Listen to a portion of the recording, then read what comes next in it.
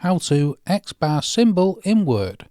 So if you want to do an X bar symbol, it's very easy to do it in Microsoft Word. First things first, what you want to do is come into Insert here in the taskbar. Then you want to come to Equation here and drop it down. Then you want to come all the way to the bottom to Insert New Equation. Once that's inserted, you'll get this extra dialog box here, and you want to select Accent here.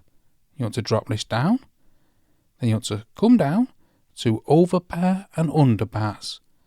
We'll select Overbar here.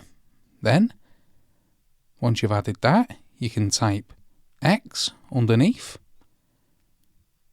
like that. So that's how to do an X bar symbol. As you can see, it's currently italic.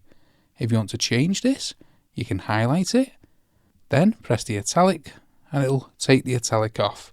So that's how to do an X bar symbol in Word. Hope you found this video helpful. If you did, smash the like, smash the subscribe, and thank you for watching.